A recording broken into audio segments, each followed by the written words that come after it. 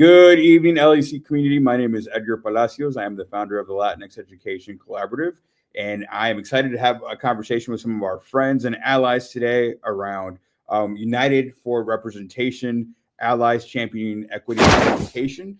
And so with that, I want to welcome some of our friends, Monica Landis, Cornell Ellis, Michael Funthorpe, into the conversation. How are y'all doing today?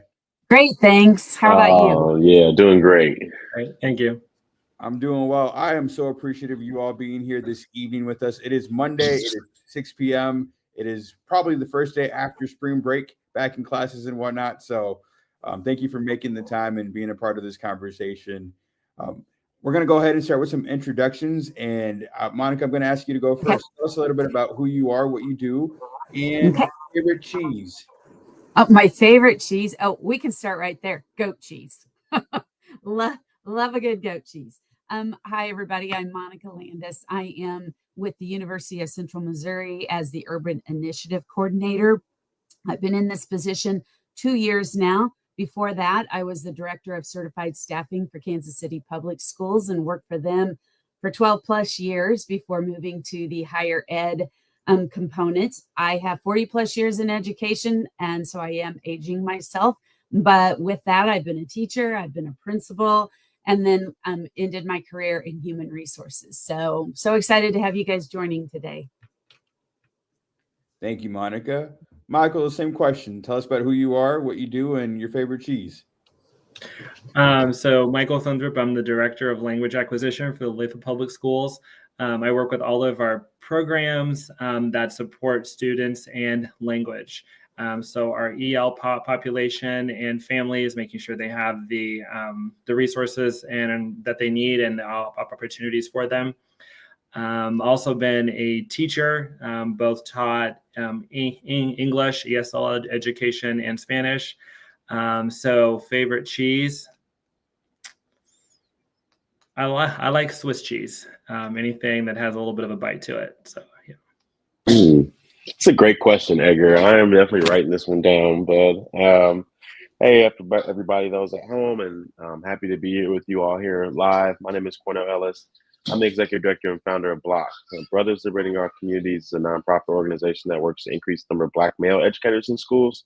So I was a Black male educator, still am a Black male educator. My mother was a teacher from the Kansas City Public Schools for 30 years. And so education is kind of in my blood. So I ended up kind of in the field, and it's a calling for all of you all out there that know that are educators. It's something that if it's for you, then it's for you. And if it's not, then it's not, right? And so I've always been an educator in some form or fashion, and taught English language arts and history for my teaching career. I've now been executive director for 5 years at the Block to support all representation in education, but specifically Black men in education. So happy to be here. Thank you, Edgar. Thank you, Cornell. Favorite cheese. Favorite cheese. I was so excited. I most recently become a charcuterie guy. So like last couple of years, I am a fanatic of getting a nice bitey cheese, like Michael was saying, with a kind of a spicy jam and a exotic cracker and maybe some.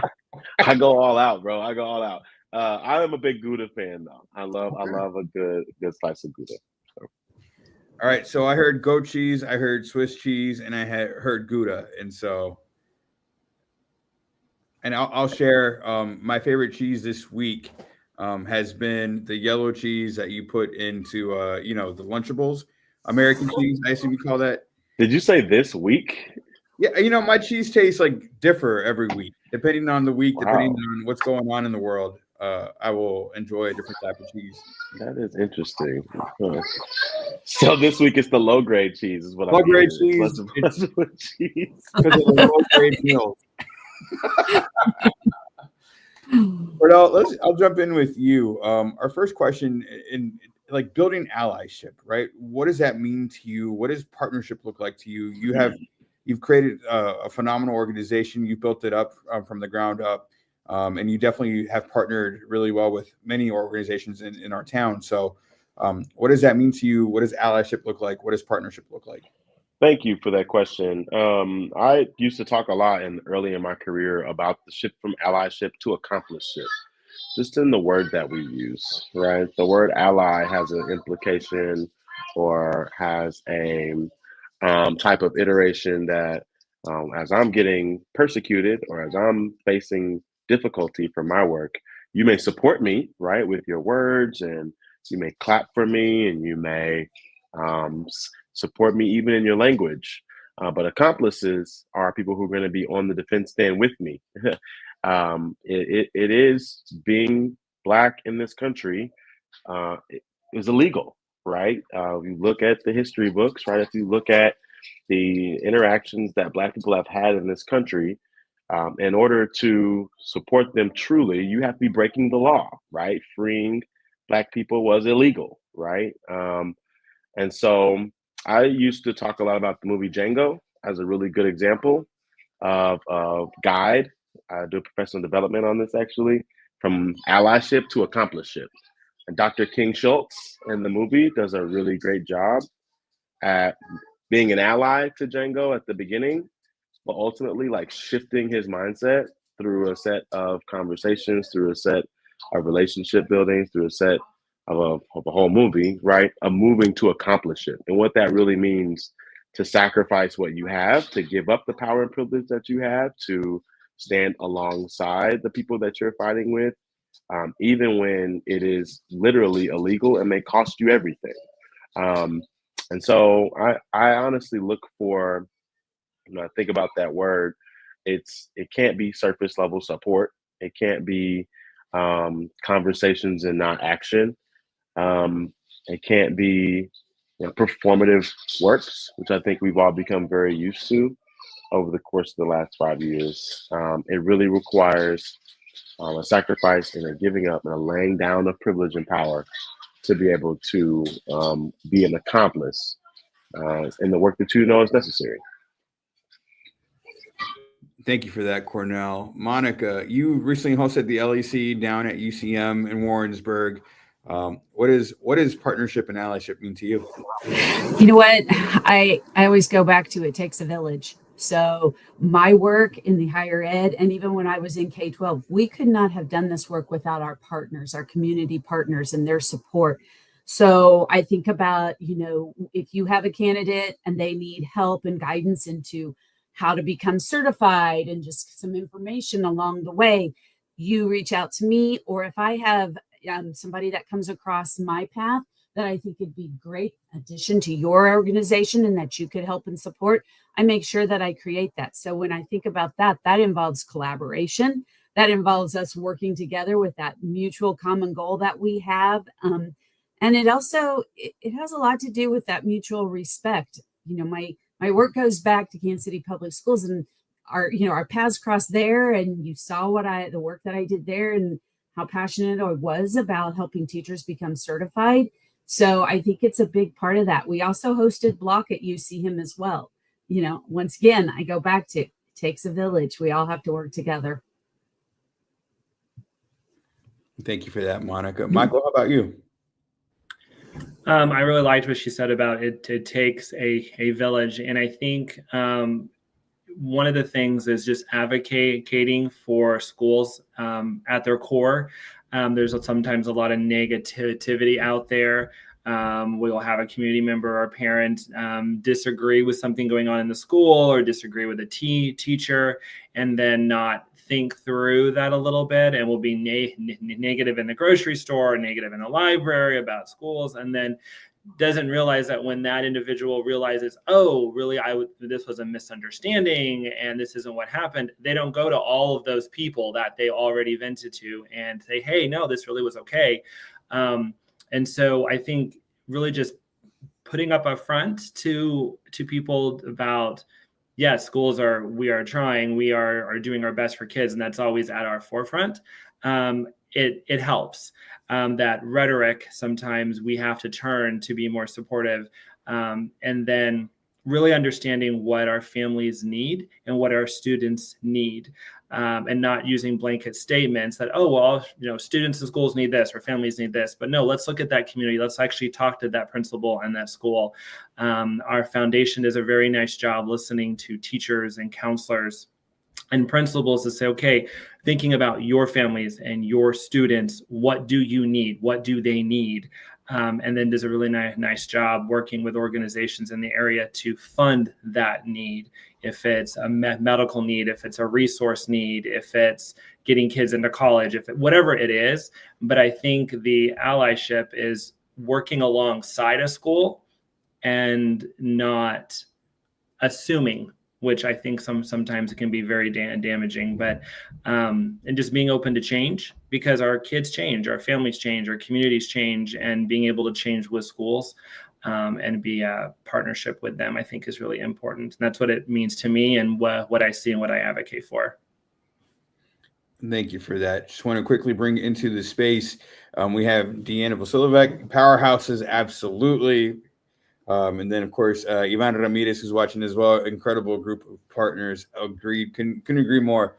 We're talking about this conversation today. One, it's responsive to what we're seeing at the national, at the state, and somewhat at the local level. We're seeing conversations around diversity, equity, and inclusion, the importance of it, what it means to lean into those ideals. I'm curious about how you all are reacting to that in this moment, how you're moving through that time. Cornell, I'll go back to you. I know that you recently were quoted in The Beacon on an article around some challenges that KCPS was having. I'm curious about how you are navigating through this moment as a leader in this space. Yeah, I've gotten that question a lot over the last couple of weeks. And I'll be honest, it's not an easy question to answer, right? Because oftentimes the work that we do stands out for itself. We are working with Black male educators. And so for us to release this, I saw LEC release the beautiful statement, right? That released a beautiful statement around some of the things that are happening. That's not something that we ended up doing. We talked about it internally, but thinking about, the work that we're doing is in the name, right? And so we haven't necessarily changed. We've done a few changes on our website just to intentionally stay away from words like trigger words like diversity, equity, and inclusion. We have been in the works of making those changes for years anyway, because we knew those words had become demonized. But the work that we'll continue, like brothers liberating our communities, is a pretty clear, signal towards what we're doing and who we are targeting with our work. That being said, like Monica mentioned, we have a wonderful partnership with UCM that just got the green light that has some tweaks in it so that we can remain vigilant with the current context. We will not stop doing the work that we know needs to be done. We may talk about it different. We may not use some words in some spaces, but we are not going to waver from or mission drift right towards places that we don't belong. So if I think for people of color, for Black people, we talk all the time about a lot of people are appalled and shocked and taken aback. Like for Black people, it's just Tuesday, right? Like we're kind of used to traumatized or desensitized or call it whatever you want to call it. We've had a rough history here in the United States, and we'll continue to be resilient and make lemonade out of lemons. Thank you, Cornell. Michael, I'll pose the question similarly, but also differently. You are a huge champion of multilingual students and all those things. We're seeing some actions around that as well. How are you moving through this moment? Previously didn't like to always watch the news, but now it's really affecting our families and our students. So looking at some of the things out there with English and that prioritization and what that looks like, I will say when working with our teachers, I mean, we're continuing the work because the goal is still for students to be able to be in school, have the opportunities of not just what are our standards and curriculum, but also to provide them the tools they need with English, because that will continue to open doors for them. We have not seen any change as far as with our programming, specifically in my department. We're continuing to have our teachers and our materials, continuing to involve parents, bringing them in, working with them. So it's, I think, kind of early to say as far as what changes we have felt at the classroom level. I think more at the district level, there is more conversations, which my colleagues really lead that. I work really specifically with, okay, once a student enrolls, what does that look like for that student? And right now, that has not changed. We still wrap around the student. We work with the families. We work with a plan for them. So far, that has not changed, and nor will we really allow that to change, because our students are going to continue to enroll in our schools. Monica, same question for you, but as somebody who's working in higher ed, we've seen some of those orders impact funding at that level. How are you all navigating through this? You know, I think Cornell hit it. It's really thinking about those trigger words. So the words might be changed, but the work will continue. We all know it's about breaking those barriers to help our candidates navigate this system. So, you know, we're going to continue doing that work. And, you know, as Cornell said, looking at maybe the phrases or the wording, you know, changing a title here or there, but still remaining true to the work we've been doing.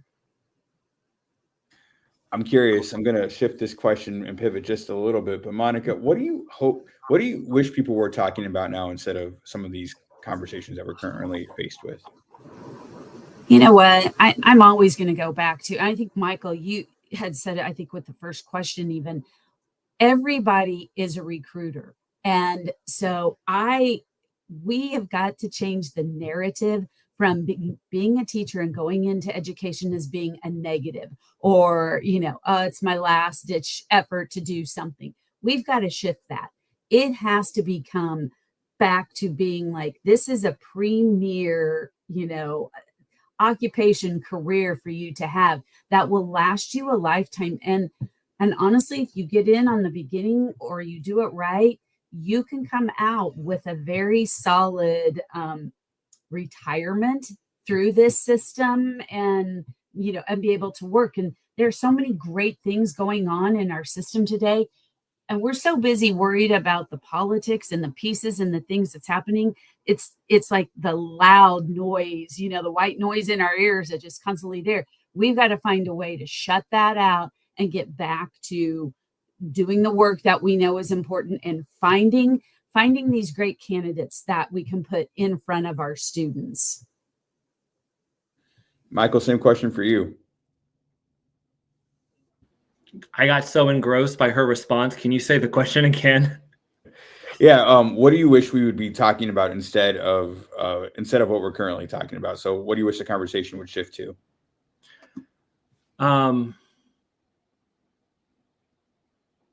More empowering for students, and looking at, you know, we have so many future graduates. So I want more conversations on, hey, where are they going? What jobs, where, you know, what do they need? And then how do we as a community help them? How do we build more internships in our organizations? Because like Monica said, there is that narrative right now sometimes against public education and what we're doing. But then if all the teachers decided to walk out the door, parents would say, no, come back. We need you there. We need you with our kids, you know? So I would prefer us to be talking about, you know, what do we want our graduates to have? And what does that look like in a room of kindergartners? Because that's our future community. So I would like it looking more at the future for our kids, and not right now all of the other noise, if that makes sense. And I like to sometimes ignore that noise, like the Muppet Babies, mama. But the problem is that noise is starting to really affect our schools, and that noise is getting real. So we have to do something about it. Yeah, I thought after COVID, we would learn some lessons, and we would appreciate teachers more, and appreciate the contributions, and the maybe elevate the respect of our educators. But clearly, like, we are not there just yet. Cornell, what do you wish the conversation would be on in these moments?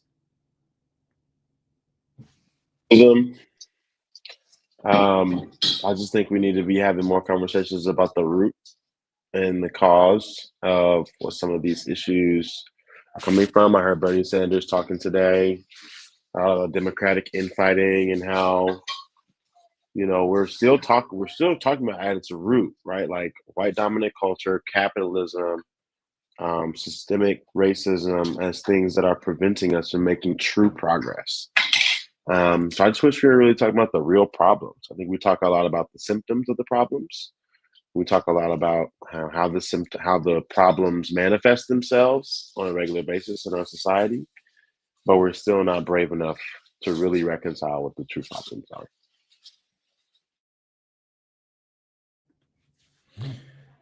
That it seems challenging in this moment, right? It's and to be a beacon to have those conversations continuously. I can't imagine how difficult it is to continue to persist in that, but also the energy and the time, and that it takes away from some of the other goals that our organizations are working on as well. Um, what's giving you hope in this moment? I'll jump in. It's my own children. I'm sitting here watching them eat.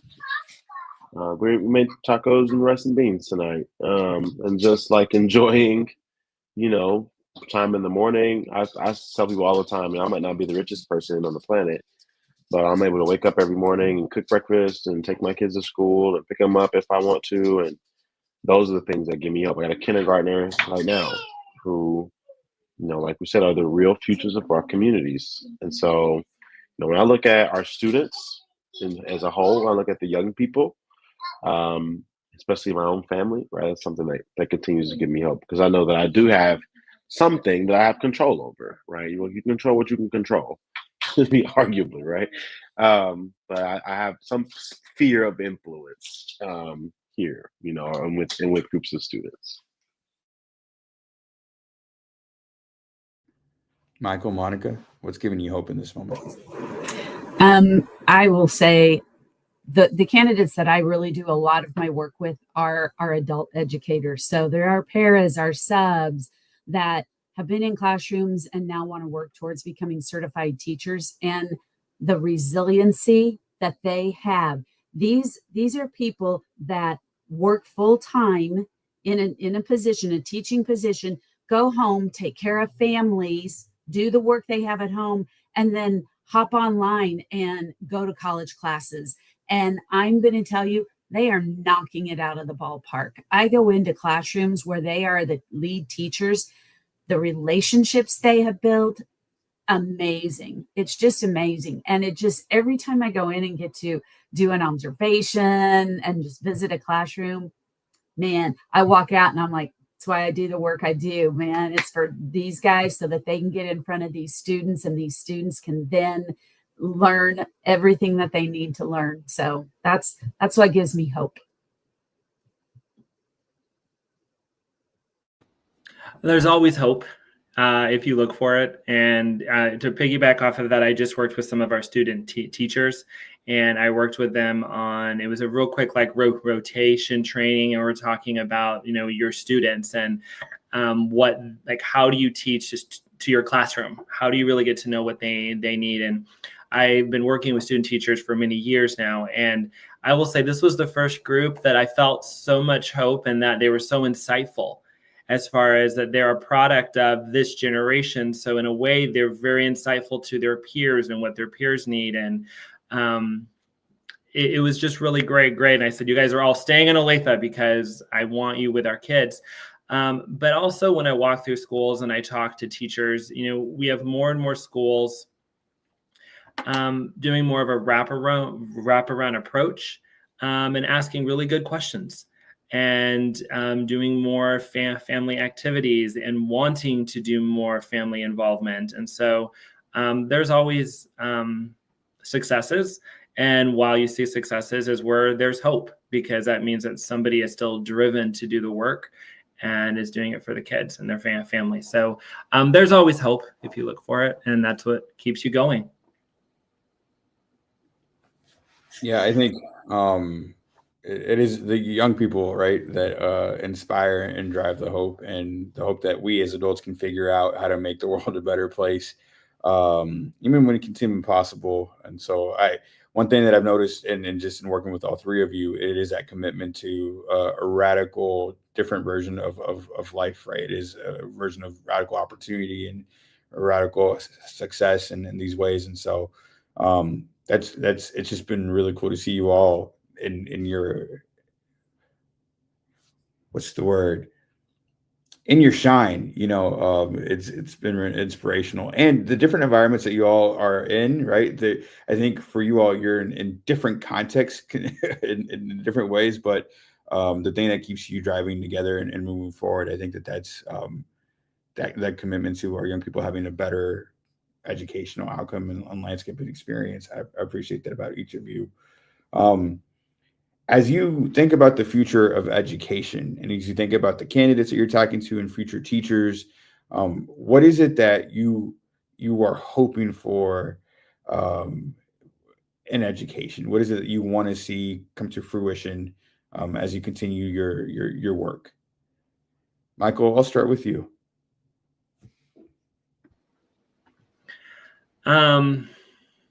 I mean, we always say, we want teachers to have passion, and want to do the work. But I think more so is having insightfulness to what is it that our kids need, not just what do they need when they graduate, but what do they need at the end of the year? What do they need at the end of the month?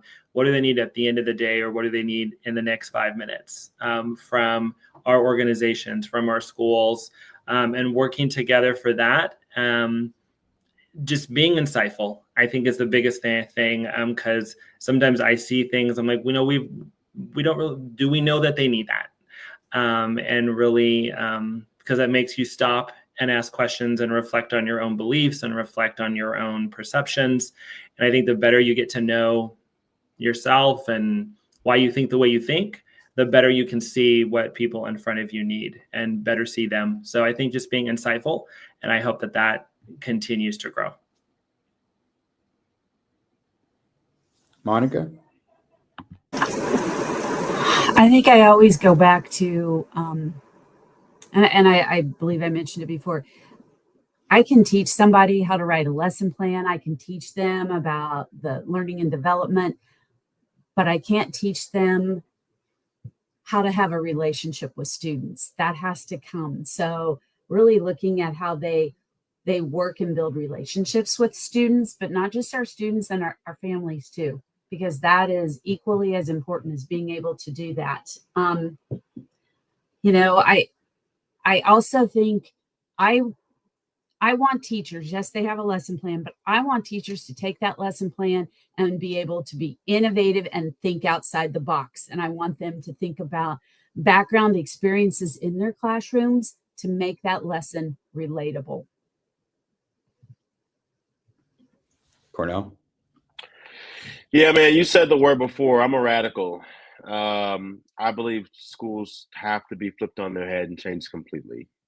Schools haven't changed since the Industrial Revolution.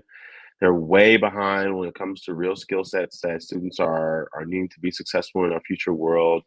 Block just hosted an event last month called Brothers in STEM and AI Technology, and we had some really great conversations about we're all concerned about how many jobs we're losing because of the robots or because of the technology, but how many new jobs are we gaining because of different skill sets. And so, I am hoping that the future of school looks completely different than the past of school.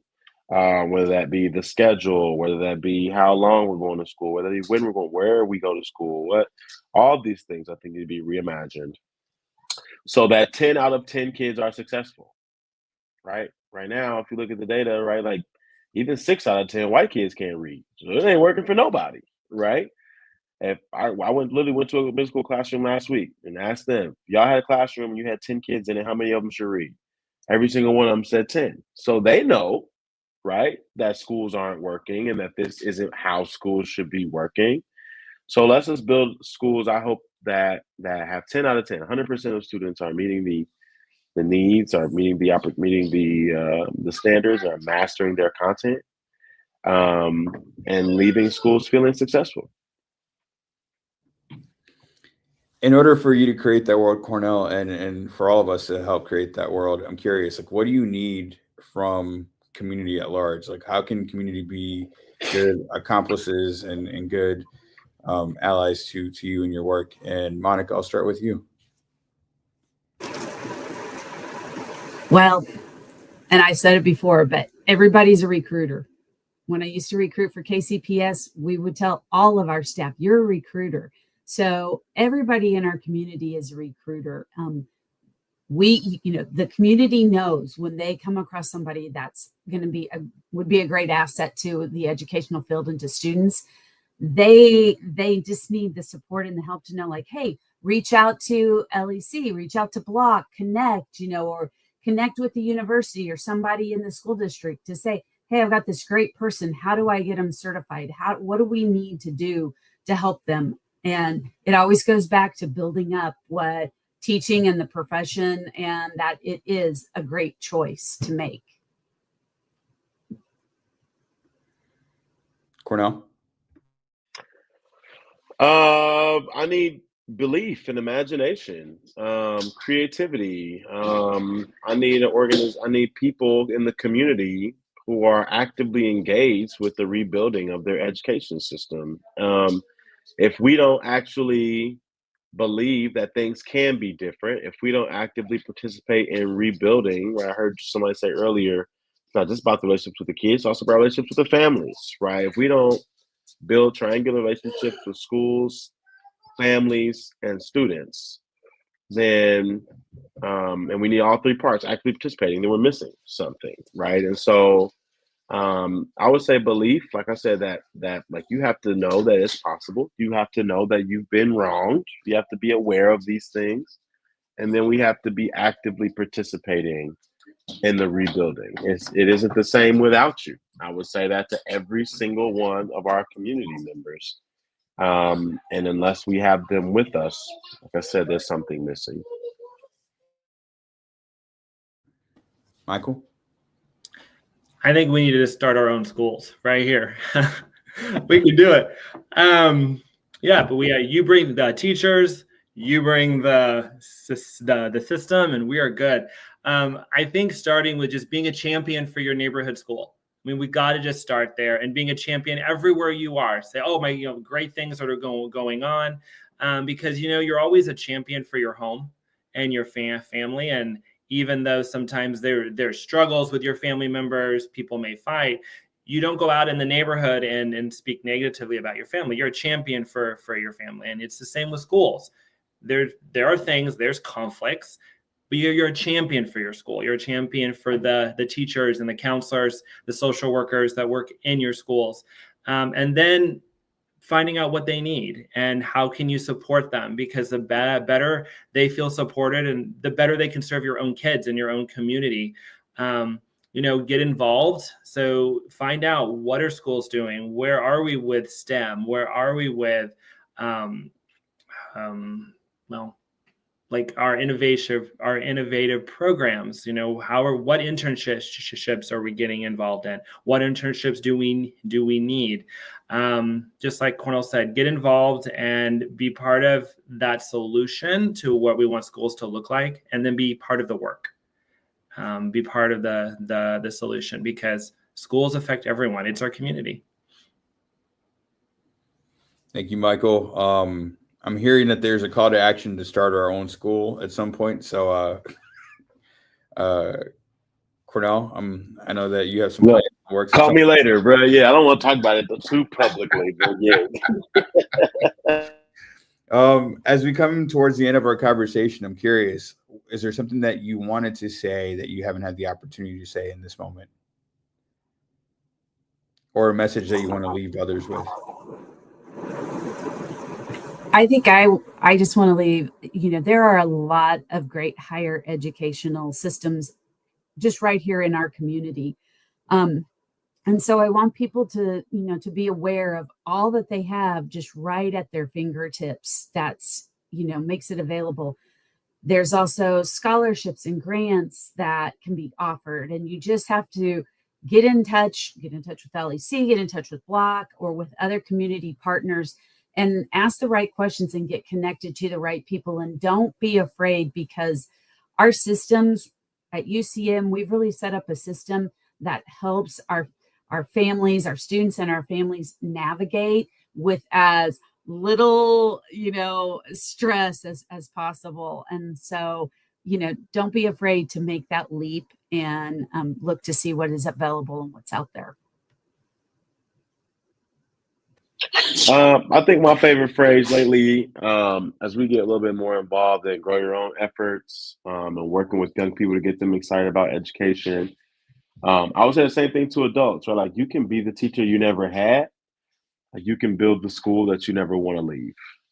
I think that oftentimes people have adverse reactions to teaching and learning because of their education experience, whether or not they were implicitly or explicitly told not to be there, right? I was given both options, told silently and told out loud, get out. That can deter you from teaching and learning, or it can inspire you into teaching and learning. And so, oftentimes when I ask young people, or I even talk to career changers or folks that are mentors, or I'm not a teacher, I'm a mentor. I'm not a teacher, I'm a counselor. I'm not a teacher, right? And it's like, coach, right? It's like, well, all of those things, maybe you have an image of teacher in your head that is a traumatic one, or is one that you had a negative experience. And so I would say that to everybody. Teaching and learning can look like a positive experience. You can be the teaching and learning experience that you never had.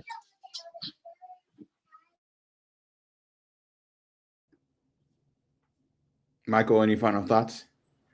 Well, like I guess what I was saying, be champions, reach out, learn what your schools need, help us find solutions.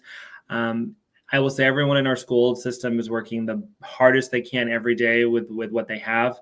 And unfortunately, we have too many great people leaving education, and we need them there. And I think it's, takes our whole community and everyone to, help keep their fire burning to be a teacher and not put it out, because we need them in our schools. Thank you for that, Michael. I want to echo Deanna's comments. You all give me hope. Thank you for this wonderful conversation. I think one thing that I'm learning as I continue to grow and as we continue to do this work is that it's okay to be imperfect, but it doesn't mean you can't be effective, right? And so when it comes to allyship, when it comes to partnership, maybe you're not always hitting like 100%, but it doesn't mean that you can't build sustainable and effective relationships over the course of the work. And so I appreciate you all, that you all have the courage and the commitment to keep showing up and to work through the more difficult parts of allyship and partnership, right? And so that's something I've experienced with each and every one of you. And so I just want to extend my gratitude to all of you for the work that you're doing and how you're showing up in these moments. You're also getting a heart from Liliana right there. All right. So I hope that means love. I'll assume it means love. But again, thank you all for your time and energy this evening. I appreciate you being here tonight, and I appreciate everyone for joining us. I hope you all have a wonderful remainder of your evening and a wonderful remainder of your week. Thank you, Edward. Thank you, Appreciate Edgar. the invite. Have a good one, y'all.